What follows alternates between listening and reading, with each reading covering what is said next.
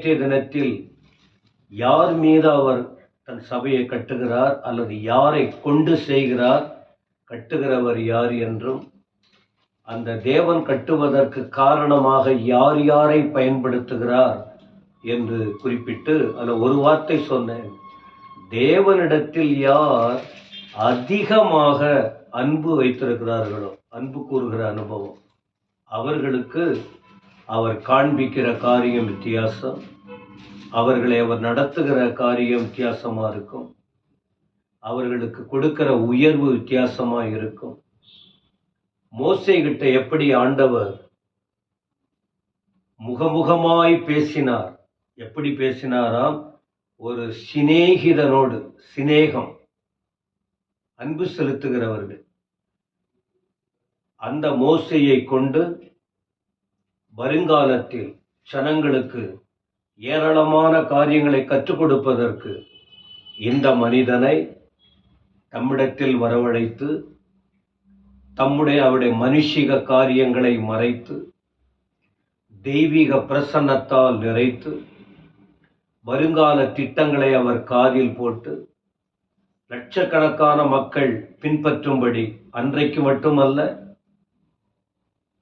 ஒரு 3500 வருஷங்கள் முன்பு மட்டுமல்ல, இன்றைக்கும் அன்றைக்கு மோசேயினிடத்தில் தாம் நேசிக்கிற ஒரு மனுஷனிடத்தில் அவர் வெளிப்படுத்தின வார்த்தைகள், அவர் கொடுத்த பிரமாணங்கள், அவர் கொடுத்த கட்டளைகள், எதை செய்ய வேண்டும், எதை செய்யக்கூடாது என்கிற காரியங்களை எல்லாம் வேதாகமத்தில் நாம் படிக்கிறோம்.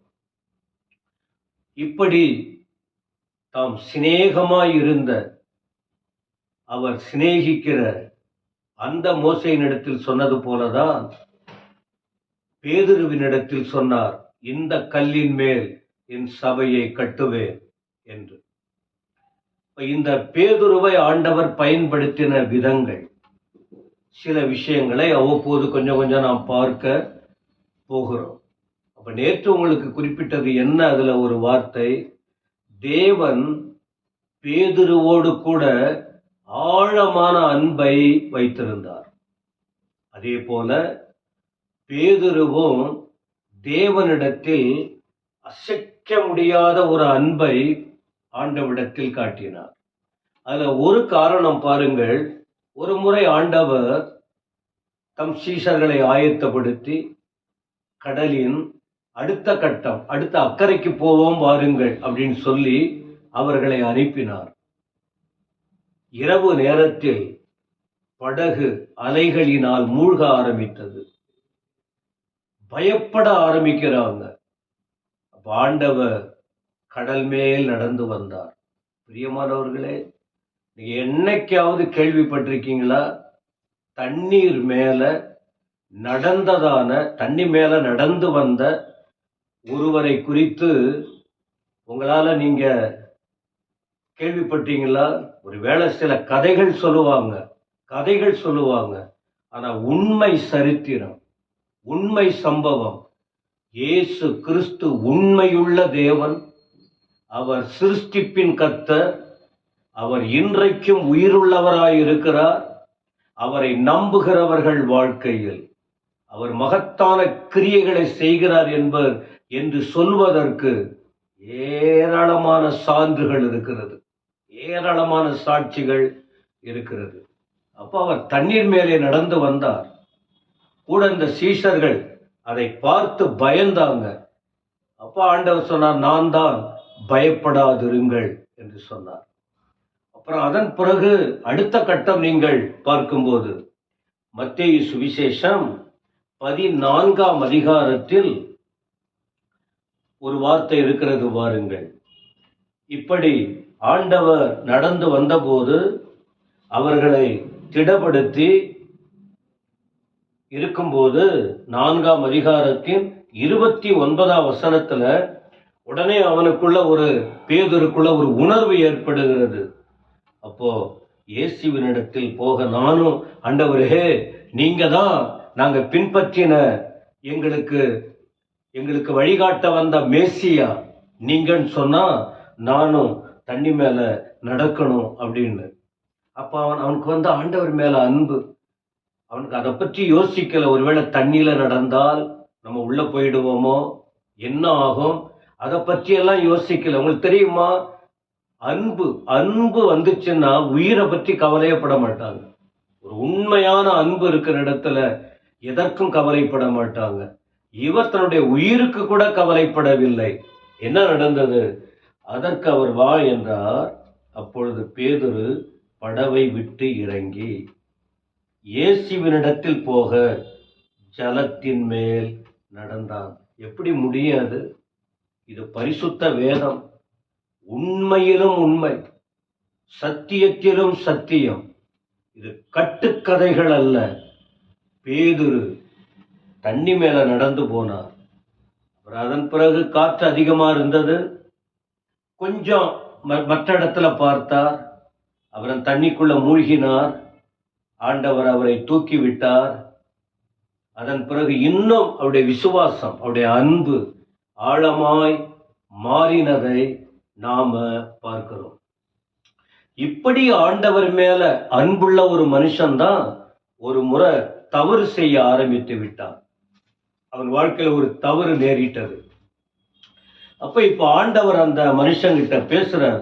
பேதுரு கிட்ட சொல்றாரு. என்ன சொல்றாரு பாருங்க. யோவான் சுவிசேஷம் 21ஆம் அதிகாரத்தின் அதனுடைய 15 முதல் ஒரு 4 வசனங்களில் சொல்லுகிறார். என்ன சொல்றாரு? யோனாவின் குமாரனாகிய சீமோனே. ஏற்கனவே யோனா, சீமோன், பேதுரு, கேபா, இதை குறித்து உங்களுக்கு நான் சொல்லி இருக்கிறேன்.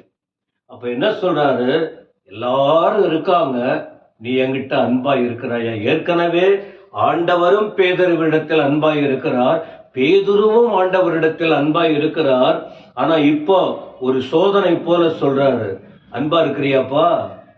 ஏன்னா ஒரு இடைவெளி வந்து விட்டது, ஒரு ஒரு சிறு பிரிவு வந்து விட்டது. அப்ப ஆண்டவர் கேட்கிறாரு, அன்பை புதுப்பிக்கத்தக்கதாக என்கிட்ட அன்பா இருக்கிறாயா? பேதுரு சொல்லுகிறார், நம்ம நேசிக்கிற ஆண்டவரே, அது உங்களுக்கு தெரியும்பா. உங்களை நான் நேசிக்கிறேன், அது உங்களுக்கு தெரியும் ஆண்டவரே. அப்படின்னா என் வேலையை செய். 2வது முறையும் கேட்கிறார், யோனாவின் குமாரனாகிய சீமோனே, நீ என்னிடத்துல அன்பாய் இருக்கிறாயா? திரும்பவும் பேதுரு சொல்லுகிறார், நான் உண்மை நேசிக்கிறேன் என்பதை நீர் அறிவீர் ஆண்டவரே. அப்படின்னா என் ஆடுகளமே, என் பொறுப்பு, அதுக்கு தானே உன்னை அழைச்சேன், என் பொறுப்புகளை கவனி. 3ஆம் தரம் அவர் அவனை நோக்கி, யோனாவின் குமாரனாகிய சீமோனே, நீ என்னை நேசிக்கிறாயா? அவ்வளவுதான் அந்த வார்த்தையை சொன்னார். 1 முறை, 2 முறை, 3 முறை அதை சொன்னபோது பேதுரு உள்ளம் பாருங்க, அவன் மிகவும் துக்கப்பட்டான். ஆண்டவரே, நீ எல்லாவற்றையும் அறிந்திருக்கிறீர், நான் உன்னை நேசிக்கிறேன் என்பதையும் நீர் அறிவி என்றான். அதற்கு என் ஆடுகளை மேய்ப்பாயாக. ஏன் இந்த 3 காரியம் சொன்னார்? ஆண்டவரோடு இருந்த பேதுரு ஒரு சந்தர்ப்பம் வரும்போது அவருக்கு ஏற்பட்ட கொடுமைகள், ஆண்டவருக்கு ஏற்பட்ட அவமானம், ஆண்டவருக்கு உண்டானதான வேதனைகள், அவரை அடிச்சு காயப்படுத்தி வாரினால் அடித்து அவர் அவ்வளவு கொடுமைப்படுத்தின சூழ்நிலைகளை அவரெல்லாம் பார்த்தபோது ஒரு சந்தர்ப்பத்தில் மற்றவங்களுக்கு முன்னால மறுதளிச்சுட்டார். இயேசு எனக்கு தெரியாதுன்னு. சேவல் 2 முறை கூவும்போது 3 முறை மறுதளிப்ப அப்படின்னு ஆண்டவர் சொன்னார். சொல்லி கூட அவர் மனுஷீகம் வெளிப்பட்டு விட்டது. அப்ப ஆண்டவர் சொல்லுகிறார், அந்த அன்பு இன்னும் பெருக வேண்டும் என்று பேதுருவை தேடி வந்து 3 முறை கேட்டார். கடைசியில பேதுரு சொன்னார், நம்ம நேசிக்கிற ஆண்டவரே. அப்ப அவருடைய அன்பு ஆழம், அகலம், அவர் எவ்வளவு அந்த அன்பிலே மூழ்கி இருந்தார் என்பதை வெளிப்படுத்தும்படி அவர் கண்ணீரோடு தன்னை அர்ப்பணித்தார். எனக்கு அன்பான தேவ ஜனமே, உங்கள் மூலமாக ஆண்டவர் கிரியை செய்ய வேண்டுமானால், ஒருவேளை உங்கள் வாழ்க்கை, பேதுருவின் வாழ்க்கை இடிக்கப்பட்டது, மனுஷன் இடிக்கப்பட்ட நிலைமை காணப்பட்டது. மீண்டும் ஆண்டவர் அவனிடத்தில் போய் தம்முடைய அன்பை வெளிப்படுத்தி அவனுக்குள் உள்ள அன்பை அறிக்கையிட வைத்து அவர் வாழ்க்கையை கட்டி எழுப்பினார். அதன் பிறகு அவருடைய வாழ்க்கையில் உண்டான காரியங்கள் கர்த்தருக்கு சித்தமானால் உங்களுக்கு நான் அதை குறிப்பிட விரும்புகிறேன். எனவே ஆண்டவரிடத்தில் அன்பாயிருங்கள், மனிதர்களிடத்திலும் அன்பாயிருங்கள். அப்பதான் நீங்க இயேசுவை பின்பற்றினீர்கள் என்பது மற்றவர்கள் கண்டுகொள்ள முடியும். உலகத்திலே அவருடைய அன்பை விட வேறு அன்பு இல்லை. மற்றதெல்லாம் கடந்து போகக்கூடியது, ஆண்டுடைய அன்பு நிலைத்திருக்கக்கூடியது. கண்களை மூடி செபிப்போமா. பரலோக பிதாவை துதிக்கிறோம். இந்த நாளுக்காக ஸ்தோத்திரம். இந்த 21 நாள் ஜெபத்தின் 4வது நாளுக்காக ஸ்தோத்திரம். இந்த காலையில் இந்த வார்த்தைகளை கேட்கிற மக்களை ஆசீர்வதி. கொஞ்சம் கொஞ்சமா மூடி நெருங்கி வரட்டும். நீங்க அன்புள்ள தேவன்.